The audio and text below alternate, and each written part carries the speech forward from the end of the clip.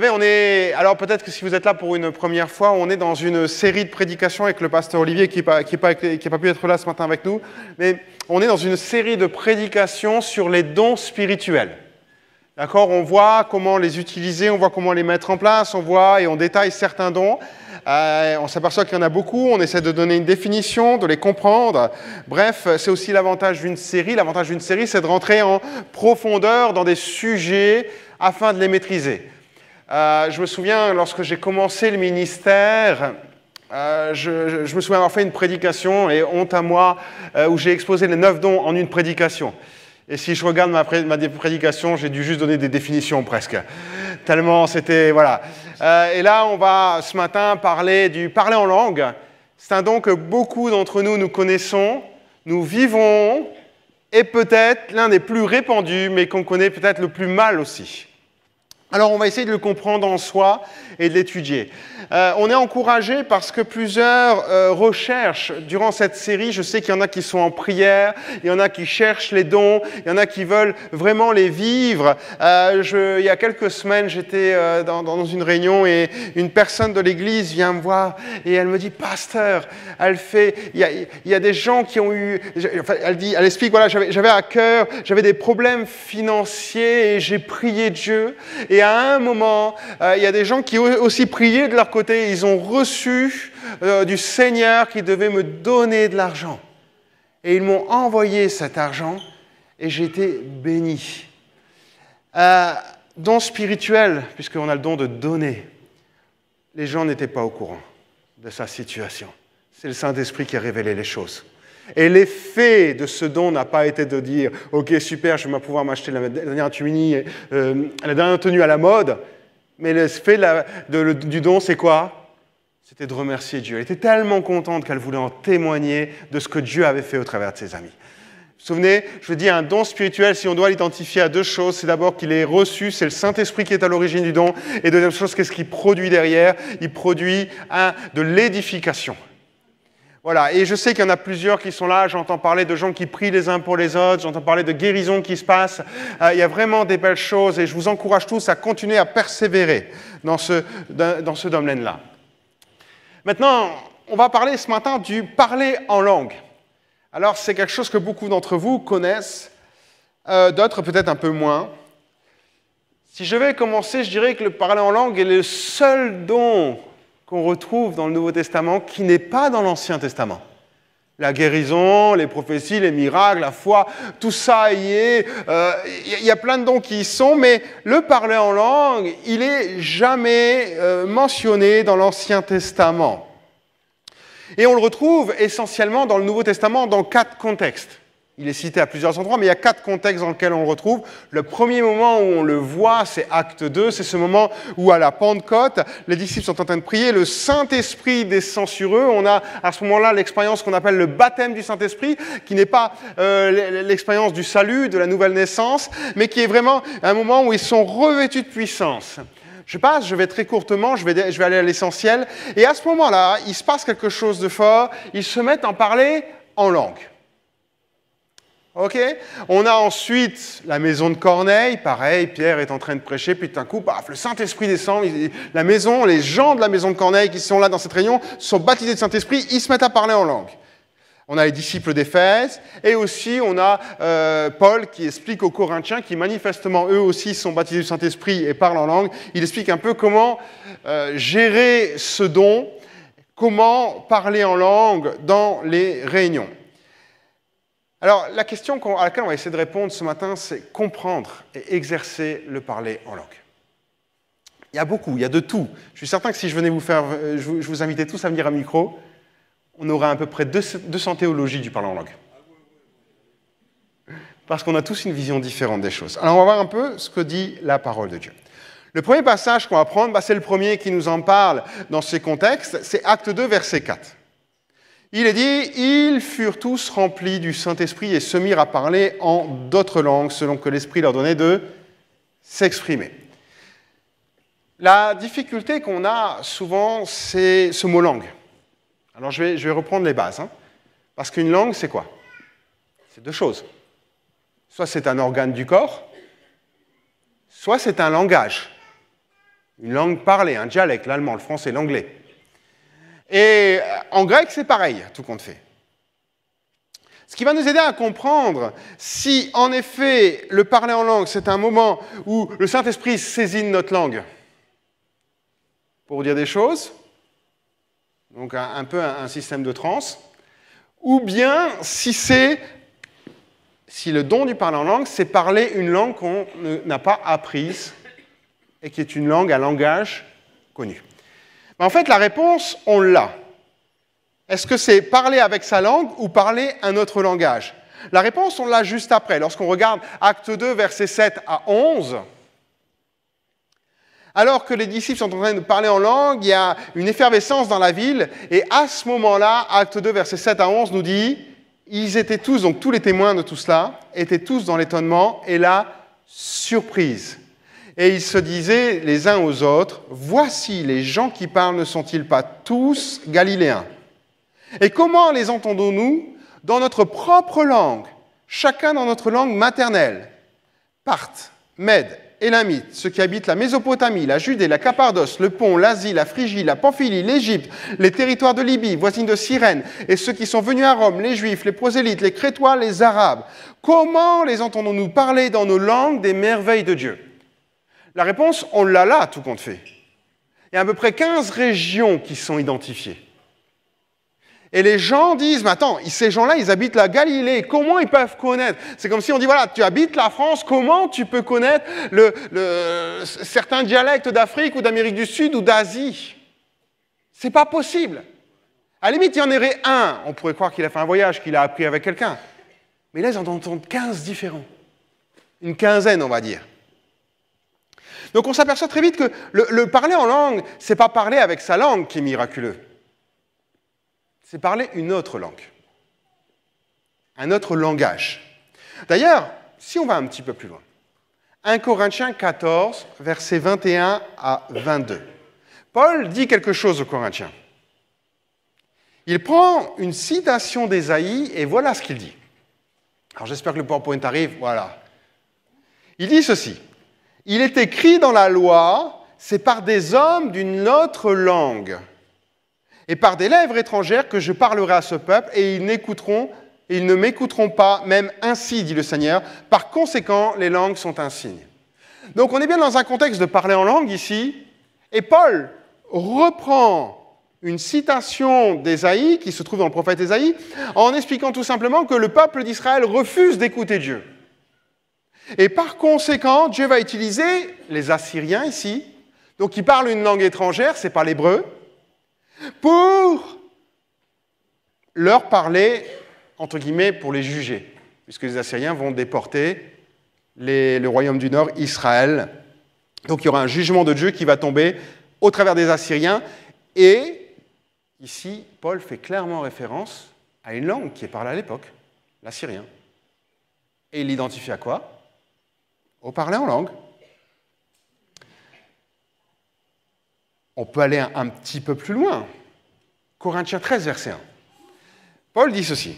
« Quand je parlerai les langues des hommes, c'est quoi? Rien que l'expression nous fait bien comprendre que c'est les langages. Et des anges. Si je n'ai pas la charité, je suis un airain qui résonne ou une cymbale qui retentit. Et quand j'aurai le don de prophétie, la science de tous les mystères et toute la connaissance, quand j'aurai même toute la foi jusqu'à transporter une montagne, si je n'ai pas la charité, je ne suis rien. » Alors souvent, et en même temps on va mettre les choses à plat. Vous êtes d'accord? Parce que souvent j'entends les gens dire « Ah, ouais mais on parle des langues spirituelles, je parle la langue des anges. » Et on se base sur ce passage-là. Je vous le dis souvent, ne faites jamais une théologie sur un verset. Il n'y a que ce verset-là qui en fait référence de cette manière-là. Et clairement, s'il y a des professeurs de français ici ou des gens qui sont dans les études de français, vous savez que ce que Paul vient de dire, c'est une figure de style. C'est ce qu'on appelle une hyperbole. C'est-à-dire que dans ce passage, il exagère quelque chose pour montrer que même si on avait les dons à la perfection, et vous remarquez qu'il en prend quand même 3 des dons, puisqu'il prend le parler en langue, il prend la prophétie, et il prend aussi la foi. Il dit, si je les avais à la perfection, si j'avais ce qui peut exister de mieux, et quand il parle de la prophétie, si j'avais toute la connaissance, mais on sait que personne ne peut avoir toute la connaissance parce qu'il n'y a que Dieu qui peut avoir toute la connaissance. Donc ça montre bien qu'il exagère les choses, qu'il prend les choses à la perfection, comme je dis. Il dit, voilà, même si je parlais la langue des anges, toute la connaissance, même si ma foi transportait les montagnes. Et l'objectif de Paul, ce n'est pas de dire, OK, on peut parler la foi des anges. C'est quoi l'objectif de Paul? Il dit tout simplement, vous pourriez avoir un don, aussi parfait soit-il. Si vous n'avez pas l'amour, ça ne sert à rien. C'est ça l'objectif de Paul. Ce n'est pas de dire à chacun, vous pouvez parler une langue spirituelle qu'il a. Non, ce n'est pas le but qu'il a ici. Donc, en gros, si une personne était capable de parler toutes les langues humaines, remarquez ce qu'il dit quand même, hein, on verra tout à l'heure combien il y en a des langues humaines. Ou même angélique, vous en rajoutez une qui est particulière, mais qu'il n'emploie pas ce don pour les autres, alors ce don n'a aucune valeur. C'est exactement ce que dit Paul. Tu peux avoir la plus grande sensibilité au Saint-Esprit, les plus grandes révélations de Dieu. S'il n'y a pas d'amour dans ce que tu vas donner dans le don, ça n'a aucune valeur. Parce que c'est un peu, je ne sais pas si vous avez déjà vu dans des films où on vous l'a déjà fait, des fois tirer à l'arc ou bien tirer avec un fusil, et alors que la personne est là, elle tire à l'arc, et puis celui qui est juste à côté, au moment où il va tirer, il donne un coup de coude. Et bien ce serait exactement la même chose. Si on n'a pas l'amour, c'est comme si on avait un coup de coude, on va louper l'objectif. Et l'objectif, c'est quoi? Édifier. Si un parler en langue, une prophétie est donnée sans amour, elle n'édifie pas. Elle ne nous fait pas voir la personne de Dieu. Elle ne nous aime pas à nous sentir aimés par Dieu. Elle arrive plus pour de la culpabilité, elle peut arriver comme un jugement, elle peut blesser beaucoup plus qu'elle peut édifier. Ça va, vous êtes encore avec moi? Donc, ce qui est intéressant dans ce passage-là, tu peux le laisser, hein, 1 Corinthiens 13, verset 1. Donc, Paul dit clairement que ce sont des langages. On est d'accord là-dessus. Ce qui m'a surpris, et ça peut répondre aussi à des questions, il dit « quand je parlerai les langues ». Pour Paul, ça ne semble pas un problème d'en parler plusieurs. Et là, je vais faire plaisir à certains. Ça ne semble pas un problème de parler plusieurs langues. Des fois, j'ai eu des gens qui sont venus me voir et disent « mais Laurent, je ne sais pas, il y a des moments où je suis en train de prier, je parle en langue. Puis il y a d'autres moments où je sens que, dans la délivrance, par exemple, ou dans des moments où on intercède vraiment, et j'ai l'impression qu'il y a un autre parler en langue qui se développe, que je parle. Et manifestement, pour Paul, ça ne pose pas un problème de parler plusieurs langues. Parce qu'en réalité, ce n'est pas nous qui les avons apprises. On est juste inspirés par le Saint-Esprit. Et en même temps, on l'a vu dans ce passage, l'important, c'est le sentiment qui nous anime quand on parle en langue, mais aussi pour tous les dons. 1 Corinthiens 14, verset 10, Paul dit ceci. « Il existe dans le monde un grand nombre de langues différentes dont aucune n'est dépourvue de sens. » Donc, encore une fois ici, on s'aperçoit qu'il parle de langage. Il dit, il n'y a aucun langage qui veut rien dire. Sous-entendu, quand on parle en langue, ça veut forcément dire quelque chose. Je le fais à l'inverse. Hein. Alors, notre difficulté, frères et sœurs, c'est que j'essayais de trouver combien il y avait de langues sur Terre. Alors, ça dépend, les organismes de recensement de langues ou de langage. On est entre 6 000 et 10 000 langues. D'accord? Alors, même si on en parlait tous une différente ici, on est bien en dessous de ce qui existe dans le monde. On s'aperçoit que pour l'Asie, alors j'ai pris les chiffres dans un site hein, qui en référence à peu près 7000. En Asie, on est à peu près à 2300 langues, dialectes qui existent. Je ne sais pas si vous imaginez. L'Afrique, c'est à peu près 2150. L'Océanie, c'est 1300. L'Amérique du Nord et du Sud, c'est 1661. Et l'Europe,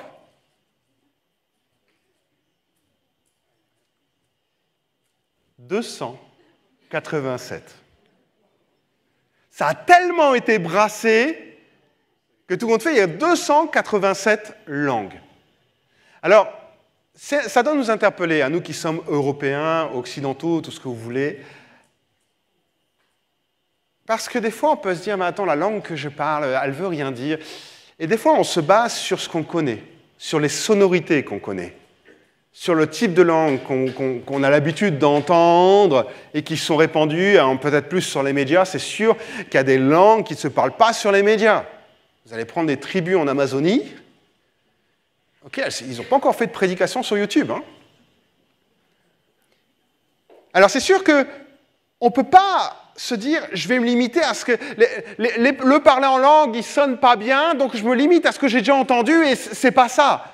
Non, parce qu'il y a des milliers de langues qu'on n'a jamais entendues. Et des langues, quand on les écouterait, on dirait, mais on a l'impression qu'il ne fait que répéter la même chose. Que dire les mêmes choses. Ou des fois, je ne sais pas si vous avez déjà vu ça, hein, il y a un parler en langue qui dure 30 secondes et une interprétation qui dure 3 minutes. Mais parce que toutes les langues ne se condensent pas de la même manière. Donc, pour Paul, il existe dans le nombre un grand nombre de langues différentes dont aucune n'est dépourvue de sens. Encore une fois, on s'aperçoit que le parler en langue, pour Paul, c'est clair, c'est des langages. Alors, je ne sais pas quelle langue vous parlez, hein. Et langue, je le mets au singulier ou au pluriel, c'est vous qui choisissez. Mais je sais une chose, c'est que lorsqu'on parle en langue, on parle de manière surnaturelle une langue humaine qu'on n'a jamais apprise. Inspirée par le Saint-Esprit. Lorsque, acte 2, verset 4, il est parlé du parler en langue, du baptême du Saint-Esprit, il est dit « Ils furent tous remplis du Saint-Esprit et se mirent à parler en d'autres langues. » Ok, donc comprenons maintenant en d'autres langages. Selon que l'Esprit leur donnait de s'exprimer. Ça, c'est important parce que je vois souvent les gens, ils attendent presque, excusez-moi, que le Saint-Esprit prenne le contrôle. Non, le Saint-Esprit ne prend pas le contrôle. On travaille toujours avec. Il nous laisse libres. On l'a vu dans la prophétie, l'esprit du prophète est soumis au prophète. Dans le principe des dons, jamais le Saint-Esprit ne prend le contrôle de quelqu'un.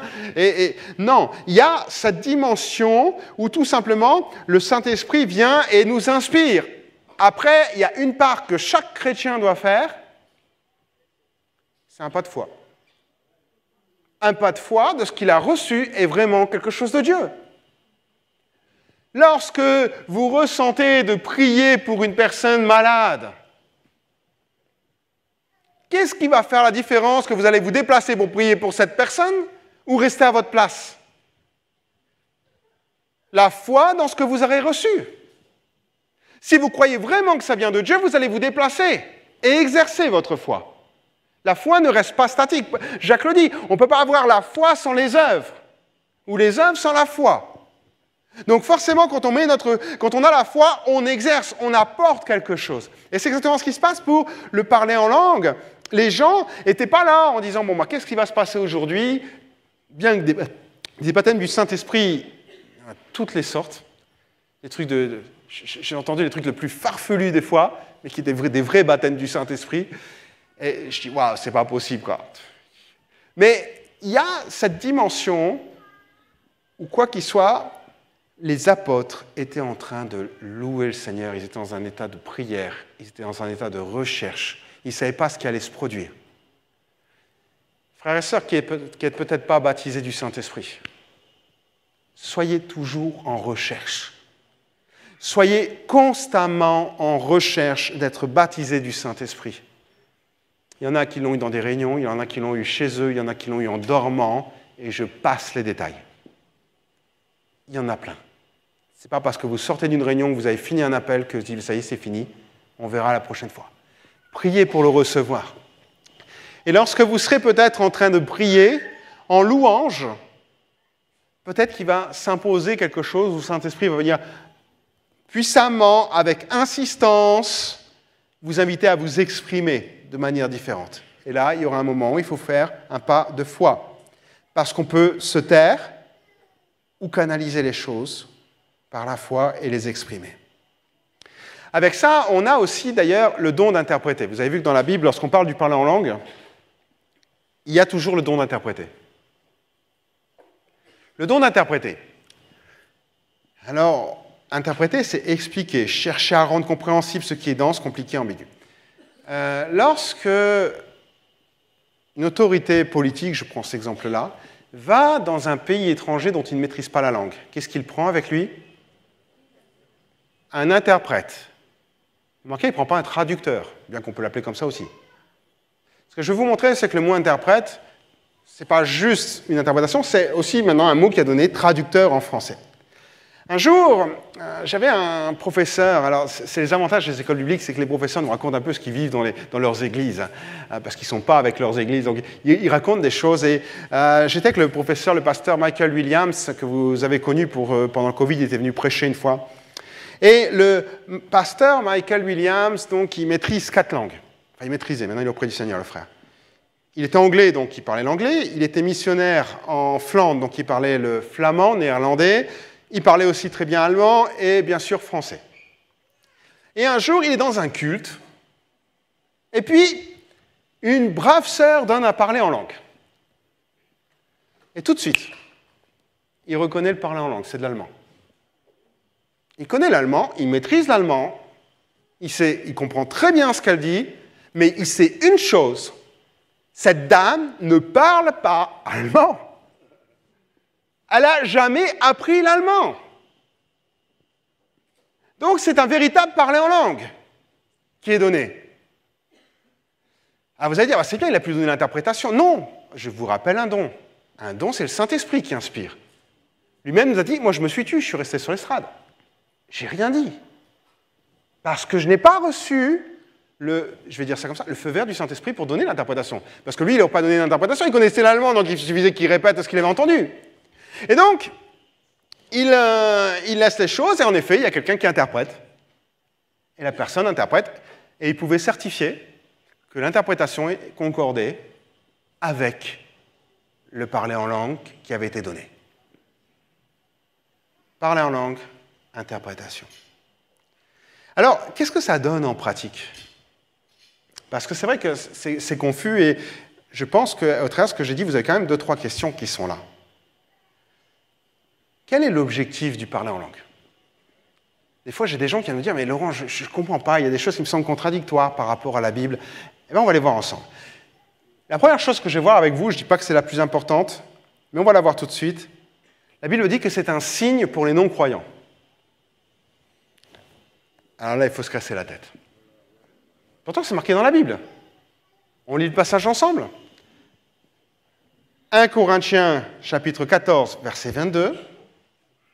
Il est dit, « Par conséquent, les langues sont un signe non pour les croyants, mais pour les non-croyants. » Et vous entendez, depuis que vous êtes à l'église, pas dans les réunions d'évangélisation. Et avec raison, d'ailleurs. Avec raison. Alors, mais pourquoi c'est marqué? Pourquoi? La Bible dit aussi que quand les disciples se sont mis à parler en langue, qu'est-ce qui s'est passé? Les gens ont dit, mais ils sont fous, ils sont ivres. Et Pierre a dû se justifier. Et qu'est-ce qu'il a dit, Pierre? On ne peut pas être ivre à 9h du matin. Pourtant, Paul le dit. Et si vous reprenez un moment où Jésus parle du parler en langue, Marc 16, versets 15 à 17, il est dit, « Puis il leur dit, allez par tout le monde, prêchez la bonne nouvelle à toute la création. Celui qui croira et qui sera baptisé sera sauvé, mais celui qui ne croira pas sera condamné. Voici les miracles qui accompagneront ceux qui auront cru en mon nom. Ils chasseront des démons, ils parleront de nouvelles langues. » Lorsque Jésus dit ça, c'est dans quel contexte qu'il le dit? C'est bien un contexte d'évangélisation. C'est bien l'annonce de l'évangile qui parle de ça. Alors comment harmoniser tout ça? Ce que Jésus est en train de dire, ou ce que Paul dit, c'est pas que ça va édifier, c'est que c'est un signe qui va accompagner l'annonce d'évangile. Le seul moyen pour que ce soit un signe qui accompagne l'annonce de l'évangile, c'est qu'elle n'a pas besoin d'interprétation. Comme à la Pentecôte. Les gens comprenaient directement ce qui était dit. Il n'y a pas eu d'interprétation. Et ça les a tellement interpellés que leur cœur était disposé à entendre la prédication de Pierre, et ça donne quoi? 3000 personnes qui se donnent à l'évangile. C'est pas rien à ce moment-là. Et tout ça, ça débute comment? Sur un parler en langue, parce qu'ils les entendaient parler en langue, et qu'ils se sont tous rapprochés. Donc là, en effet, on peut considérer que c'est un signe pour les non-croyants. Et là, ça va édifier, parce que ça va conduire les gens à la conversion. Je reprends le pasteur Michael Williams. Un jour, il nous explique cette histoire qu'il a vécue dans son église. Donc, il était à Anvers. Donc, Anvers, c'est quand même un grand port et il y a beaucoup de marins qui viennent. Et un jour, un parlait en langue dans son église. Et puis, ok, l'interprétation est donnée, voilà, soit. Et à la fin du culte, on vient le chercher. Et on lui dit, pasteur, il faut que vous veniez là. Il y a un marin qui nous vient d'Inde, il est occupé de discuter avec une femme, et elle ne comprend rien à ce qu'il dit, et lui, il ne comprend pas qu'elle ne comprend pas. Alors, comme il parlait 4 langues, vous comprenez que c'est bien pour la traduction, ça peut aider. Il arrive près de ce marin et il discute avec. Et le marin lui explique, mais moi, je ne comprends pas. Pendant le culte, elle a parlé dans ma langue en Inde, et là, maintenant que je lui parle, elle ne comprend plus rien. Un signe pour les non-croyants lorsqu'il n'y a pas besoin d'interprétation. Je me souviens, à Valenciennes, une sœur camerounaise qui, à la fin d'un culte, est venue me voir. Et elle dit, « Pasteur, il y a quelqu'un qui a parlé en langue, c'était un dialecte de chez moi au Cameroun. » Ok, un Européen qui parle camerounais. Ça fait rire tous les Camerounais. C'est logique. Okay, un signe quand il n'y a pas besoin de traduction. Vous me suivez? Je vais un petit peu plus loin. C'est aussi une forme de prière. 1 Corinthiens 14, versets 14 à 16. Paul dit ceci. « Car si je prie en langue, mon esprit est en prière, mais mon intelligence demeure stérile. Que faire donc? Je prierai par l'esprit. Mais je prierai aussi avec l'intelligence, je chanterai par l'esprit, mais je chanterai par l'intelligence. Autrement, si tu rends grâce par l'esprit, comment celui qui est dans les rangs de l'homme, du peuple, répondra-t-il Amen. Et à ton action de grâce, comment? Puisqu'il ne sait pas ce que tu dis. » Donc on voit très clairement ici, au verset 14, que pour Paul, prier en langue est interchangeable, tout compte fait, avec prier en esprit. D'accord? Car si je prie en langue, mon esprit est en prière, mais mon intelligence n'intervient pas. Et il dit ensuite au verset 15, je prierai par l'esprit. Donc montrant par là que, tout simplement, ces deux expressions sont interchangeables. Prier en langue, prier par l'esprit. Et là, on s'aperçoit qu'on peut prier en langue. On peut chanter en langue. On peut rendre grâce en langue. Waouh! On va dire, mais ça me sert à quoi? J'ai déjà une langue. Je suis d'accord avec toi. Je suis d'accord avec toi. Ce qui est formidable, tout compte fait, c'est que ce qui a interpellé les gens à la Pentecôte, c'est non pas tant de les entendre parler dans leur langue, ça déjà c'était interpellant, mais c'était ce qu'ils disaient. S'ils auraient parlé de la pluie et du beau temps, je ne crois pas que ça aurait eu le même effet sur les auditeurs. Ce qui a eu de l'effet, c'est aussi qu'ils parlaient de Dieu. Acte 2, verset 11, « Crétois et Arabes, comment les entendons-nous parler dans nos langues des merveilles de Dieu ?» Si le parler aux langues, c'est aussi un moment de prière, de chant, d'action de grâce, dans une langue qu'on ne maîtrise pas, inspirée par le Saint-Esprit, ça veut dire que notre dimension de prière prend une autre tournure.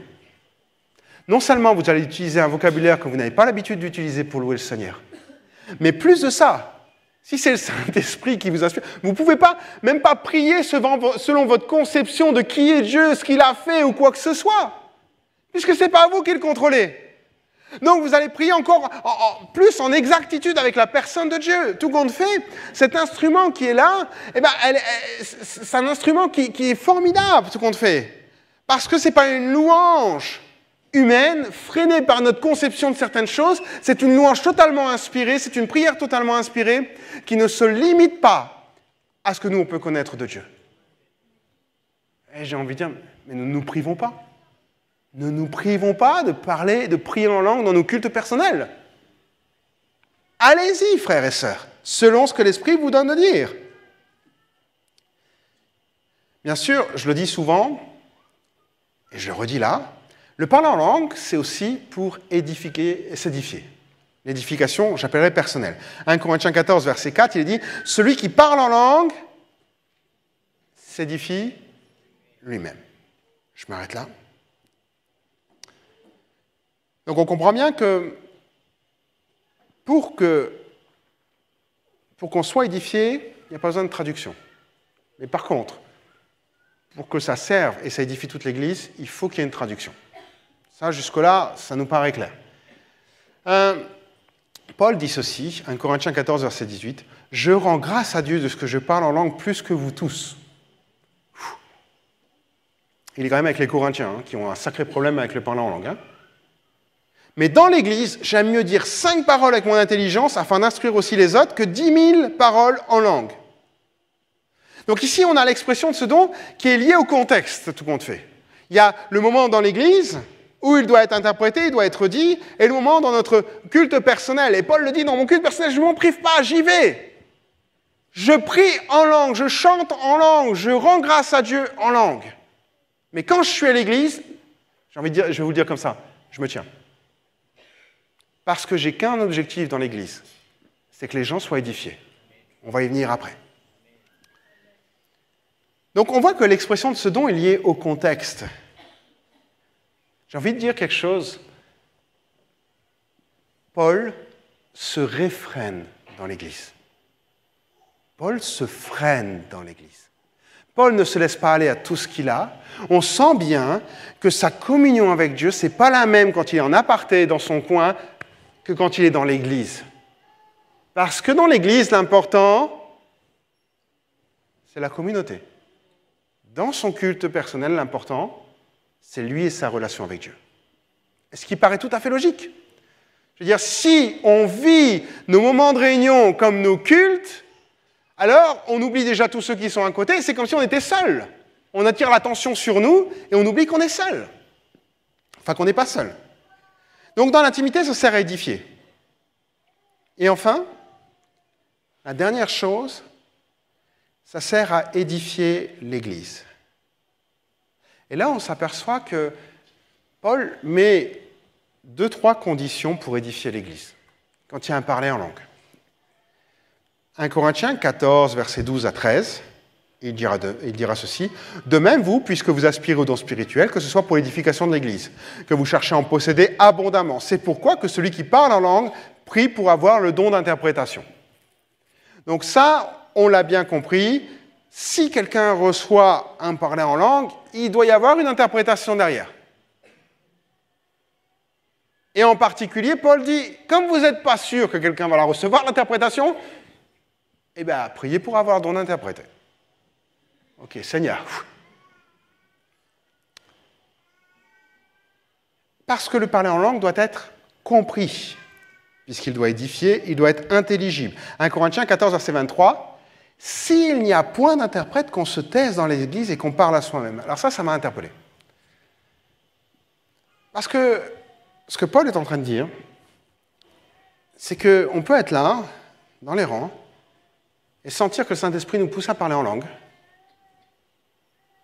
Donc, et en fonction du contexte, on va l'utiliser pour notre édification personnelle ou bien pour l'édification de l'Église.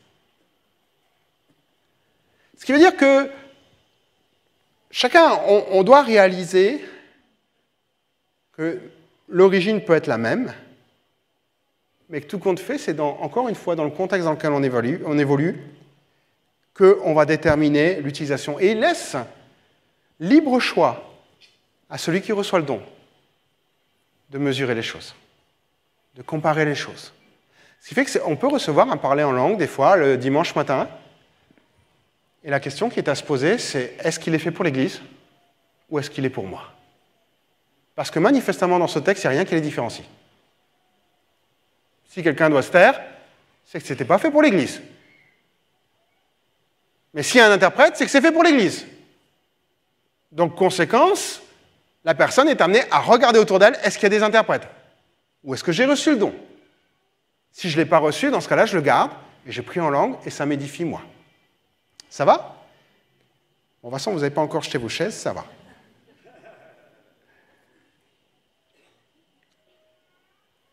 Et enfin, il dit ceci, pour édifier l'Église, on doit suivre certaines règles. 1 Corinthiens 14, versets 39 à 40. Il dira ceci, « Ainsi donc, frères, aspirez au don de prophétie, et n'empêchez pas de parler en langue, mais que tout se fasse avec bienséance et avec ordre. » Donc, Paul est très clair. Il n'est pas occupé de dire « arrêtez de parler en langue ». Au contraire, lui-même se revendique comme étant quelqu'un qui parle beaucoup en langue. Mais par contre, il dit ceci, je vous mets deux règles. La première, c'est la bienséance. Et la deuxième, c'est de l'ordre. Bon, chez les Corinthiens, c'est un peu le bazar. On est d'accord là-dessus. Mais ça peut très vite devenir le bazar si on se sent investi d'une mission de Dieu. La bienséance, c'est avoir une bonne tenue convenable. En gros, je pense que vous avez déjà tous réfléchi à ça. C'est cette notion de penser à l'image que ça donne. Si vous ne connaissez rien de l'Église, que vous rentrez, que quelqu'un se met à parler en langue, quelle est l'image que ça va donner? Si vous parlez dans sa langue, formidable. Vous risquez de l'amener à Jésus. Ce sera un signe pour lui. Mais s'il n'y a pas d'interprétation, et vous parlez juste en langue, la réponse va être la même qu'en acte 2. Ils sont fous. Ils sont fous, ces gens. Moi, je ne remets plus les pieds ici. La bienséance, c'est ça. C'est penser à ce que ça va apporter et la manière dont les choses vont être faites. Pensez à l'image que ça peut donner. Est-ce que ça va glorifier Dieu? Est-ce que ça va édifier l'Église ou des personnes? Ou bien est-ce que ça va amener la confusion? C'est pour ça que souvent, en tant que pasteur, on dit non, pas dans les réunions d'évangélisation. Voilà, après je mettrai une parenthèse, à moins qu'il n'y ait pas, que vous êtes à l'autre bout du monde, en Antarctique, au Kerguelen, que vous rencontrez des Inuits et que vous donnez à parler en langue en Inuit. Ok, là je veux bien. C'est la première chose. La deuxième chose, il parle d'ordre. L'ordre, ça fait référence au temps, à une succession, à un ordre correct. Ce qui veut dire qu'en fait, la personne qui reçoit le don, il y a un timing, il y a un moment. N'oubliez pas l'objectif. J'ai appris quelque chose avec mon fils quand il faisait du tir à l'arc. Les moniteurs lui disaient « Prends ton temps quand tu vises. » D'accord? Parce que, comme tous les ados, je crois, lui, il prend l'arc, il prend la flèche, clac, pouf, c'est à côté. Et le moniteur lui dit « Prends ton temps. » Et là, c'est exactement la même chose. Des fois, on sent qu'on a une inspiration, qu'on est poussé à parler en langue. On parle en langue, on exprime ce qu'on a reçu. Et est-ce que c'est le bon timing? Est-ce qu'il va édifier tout le monde? Est-ce qu'il va faire du bien autour? Est-ce qu'il va être compris? Là aussi, on s'aperçoit que c'est la responsabilité de celui qui reçoit un parler en langue, prophétie, parole de connaissance, c'est pour tout le monde la même chose. Paul donne donc ces deux conseils. Pense à l'image que ça donne et donne-le au bon moment. Ça, c'est quelque chose, et je vous le dis, parce que ce n'est pas un secret, j'en ai déjà parlé avec plusieurs, c'est quelque chose sur lequel on va travailler. Trouver un moment vraiment pour que les frères et sœurs qui ont des dons puissent les donner dans le culte et qu'il y ait un moment vraiment adapté, adéquat pour que tout le monde puisse s'entendre. On a une grande salle et des fois un don qui est donné là n'est pas forcément entendu là-bas ou là-bas. Et puis bon, ça dépend aussi le coffre que vous avez. Il y en a, quand ils parlent, ok, on les entend jusqu'au centre-ville, mais il y en a d'autres, quand ils parlent, on a à peine dans les rangs qui sont à côté. Voilà. Et je vous dirais, c'est pas méchant ce que je dis là.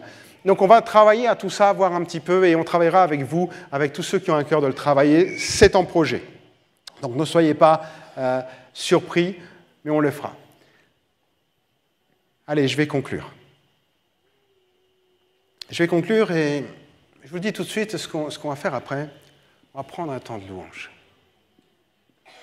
Pourquoi? Parce que j'aimerais que chacun d'entre vous, vous puissiez louer le Seigneur, ça certes, mais aussi avoir cette occasion, cette opportunité de dire « Saint-Esprit, viens développer mon parler en langue ». Et vous puissiez tout simplement, pas pour avoir un don, mais peut-être simplement pour prier en langue, pour remercier Dieu en langue, ou chanter en langue. Qu'on puisse avoir ce temps, puisqu'on vient d'avoir un enseignement là-dessus, où on va dire « Seigneur, je veux vivre ça avec toi ». Amen. Je peux vous raconter encore un autre témoignage? Ok, tous ceux qui n'ont pas dit oui, vous pouvez vous boucher les oreilles. En 1927, ok, un temps que les moins de 20 ans ne connaissent pas, moins de 100 ans, on a Douglas Scott. Vous connaissez Douglas Scott, de nom au moins. Douglas Scott est un missionnaire anglais qui est venu en France et qui a amené le réveil. Nos assemblées évangéliques, Assemblées de Dieu, sont issues en partie de ce qu'il a fait au travers de tout cela.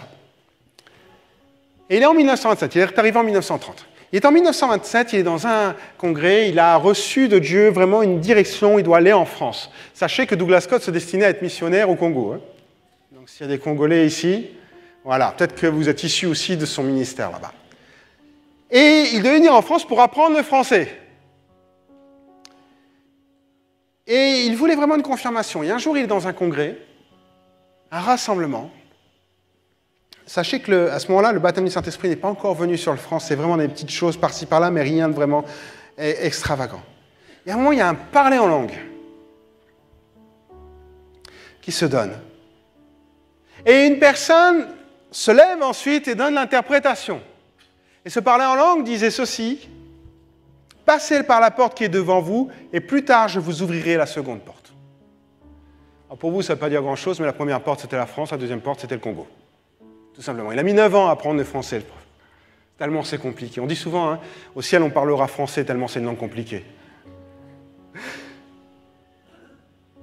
Et à ce moment-là, il y a le don qui est donné, il y a l'interprétation qui est donnée, et il y a un monsieur qui se lève, qui est de l'université de Cambridge, qui était présent à la réunion et qui dira ceci: « Je viens d'entendre un jeune homme qui a parlé en langue arabe littéraire. » Le don de parler en langue. « J'ai contrôlé l'interprétation, qui ne fut pas une traduction mot à mot, mais une interprétation de la pensée qui est exprimée dans le parler en langue. » Pour vous montrer que, encore une fois, don de parler en langue, c'est une vraie langue. La personne qui interprète, elle l'a reçu du Saint-Esprit. Elle ne connaissait pas la langue. Elle est confirmée par une personne qui, elle, connaît la langue. Et en effet, grâce à ça, il est venu en France. Je pourrais vous montrer que le parler en langue est très biblique. Et je vous renverrai à Genèse 11. Ce moment où toutes les langues prennent naissance parce qu'une seule langue servait à élever l'homme. Et que maintenant Dieu rassemble toutes les langues pour le glorifier.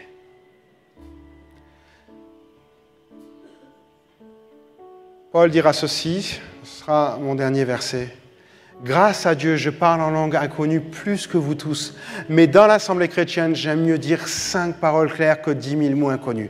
De cette façon, j'apprends aussi quelque chose aux autres. » Et notre objectif, il est là. Quel que soit le don que nous exerçons, notre but, il n'est pas pour nous le don. Il est pour les autres. Quand on l'exerce pour les autres, pour qu'ils fassent du bien. Alors, je vous encourage, tout comme Paul, à prier en privé. Et lors des réunions, à dire, Seigneur, je veux que le don que tu m'as donné, quel qu'il soit, il serve à édifier, à encourager, à faire grandir les gens. Je vais faire attention à mon état émotionnel parce qu'il doit être donné dans l'amour. Je vais vérifier s'il y a un interprète ou quelqu'un qui sait interpréter dans l'Église qui pourra interpréter ce que je vais dire. Je vais le faire dans la bienséance, pensant à l'image que ça va donner. Et dans l'ordre, au moment le plus opportun pour qu'il soit reçu par un maximum. Est-ce qu'on peut se lever quelques instants ensemble, si vous êtes d'accord?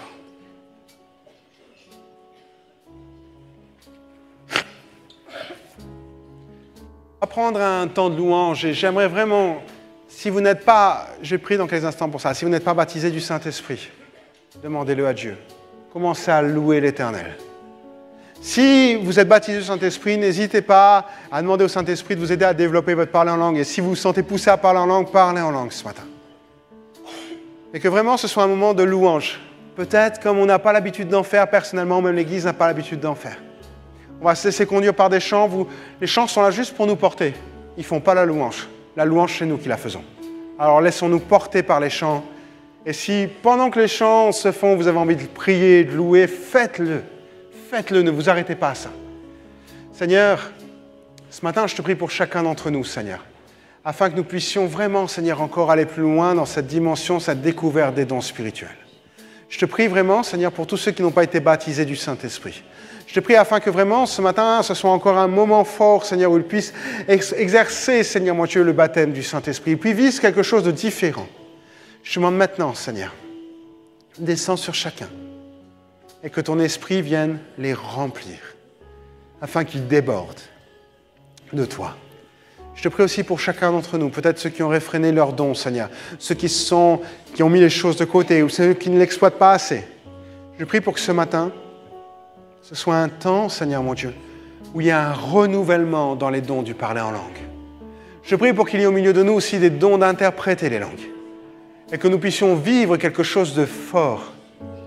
Que nous puissions simplement, et c'est mon désir, avoir une louange inspirée entièrement du Saint-Esprit qui émane de ce lieu, Seigneur. Qui ne soit pas limité par notre compréhension, notre théologie, ce que nous sommes. Alors merci Seigneur pour tout ce que tu fais. On se laisse conduire par l'équipe de louange. On prend quelques minutes, 10, 15 minutes, on a encore le temps ce matin et on loue le Seigneur. Prenez le temps, disposez vos cœurs ce matin devant le Seigneur.